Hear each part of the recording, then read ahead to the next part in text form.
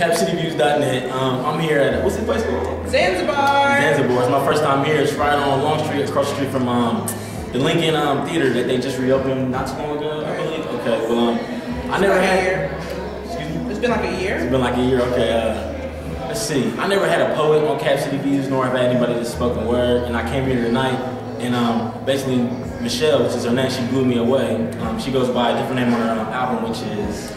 My government is Michella Minter, which is the name that I'm using on my album, 7. Okay, 7. When did that drop? The 7th of November. Okay. So we're like a month in, son. So why did you call it 7? Well, I was going to do like a full-length project, but I really didn't have the resources or the time to do that, and I just figured I would take what I had now. I had 7 songs, 7 tracks, and I felt comfortable to put on an album. And I was in the 7th of November was the night that I was already doing poetry. And anyway, I was like, I could do an album release party, sell it for $7, do this, and this, and it kind of ballooned into something more legitimate. But it just was like a little thing to throw myself out there. Okay. So at the end of this, you're gonna do something for us, right? For sure, absolutely, yeah. Yeah. And like I heard her in there, and I'm like, man, who thinks of that? And you say you don't write any of your stuff down? It's like, if when you hear it, and you're gonna think like, come on, she must be lying, because to say something like this, you feel me, you're gonna be like, really? You know what I'm saying? You did the ones in there, you did 3, I believe, right? Yeah. 3, and it was called? I did one entitled Carla. I did 7, which is the title track off of my album, and TP, which is a poem about Tyler Perry. That was fire right there. I could tell it was a crowd favorite. You could tell everybody was doing TP, Tyler Perry. Okay. So, let's see, I guess that's it. So we can go straight into... What do you want me to do? Repeat. I want you to do the Carla. No, I can't do Carla. Why not? Because it's not on wax yet or something? No, it's about brand clarity, and it's a very... what can you do? Mean piece. Very mean.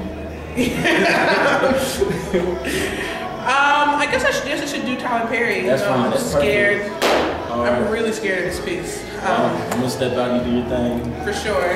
CapCityViews.net. Remember, make a profile. I love her.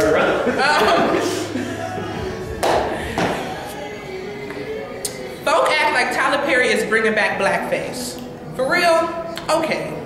Tyler Perry's done a lot of things, but take back a forever progressing race, I doubt it. A lot of folk talking crazy, I figure I'll talk about it. Specifically, when I kick it to Spike Lee, talking foolery, saying his show's reminiscent of Amos and Andy. Let me just say, Tyler Perry took a path of least resistance to achieve a greater goal. And if you think his actions don't hold real purpose, you might not know enough about the man to comment. I'm not saying I know Tyler Perry, but I can recognize the man who steps toward with my eyes closed, with my hands tied around my back. Spin me around 3 times and I will lead you to the man who steps toward it every time you ask. And if you ask me, until you can say you employ more black people than Tyler Perry, more people, period, than Tyler Perry, you ain't got a dog in this fight.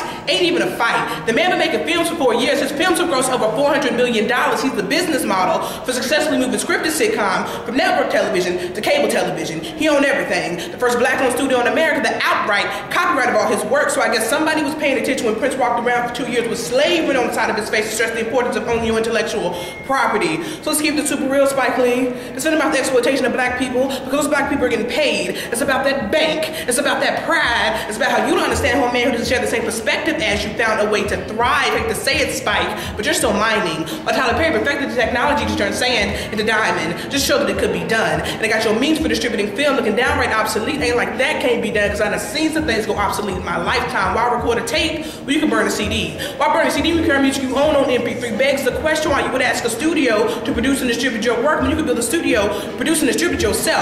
See, when you got a product that's in high demand, all the cards are in your own hand. You, Spike Lee, successfully cornered in the niche market, while Tyler Perry expanded on his brand. You could talk about a mule and 40 acres of land, and you can take. Safe to say, Tyler Perry took. And you act like folks support him, ain't never cracked open a book. Word to the wise, polarizing your own consume ain't never a good look. Because folks who support Tyler Perry films also support Spike Lee joints. And you talk like there's a gang of black filmmakers out there doing their thing when it ain't. When you just should be happy for the man, and why you not, something I will never understand. You say House of Pain and the Browns is taking the us back to Amos and Andy, with your hating attitude can take us back to the root of the whole thing. Because if Africans, would have been mid-Atlantic slave trade, our people would have never been in this country, providing labor for this country to fiscally and economically stand without getting paid. I don't need to tell you, we have a rich history of being exploited by the main. And maybe my slave reference was a little too liberal. Let me kick it to something a little bit more germane. Late 60s, early 70s. The film industry's on the precipice of collapse. Black exploitation comes in with the save. Once again, black people don't get paid. Here's a black man getting paid, so won't you shut up, taking over from his checkbook, and make a film. And quit acting like there's only one piece of the pie. You so mad about what stuff looks like, then do something about it. Because homeboy in here hitting threes. You talking crazy, but you ain't giving him no D.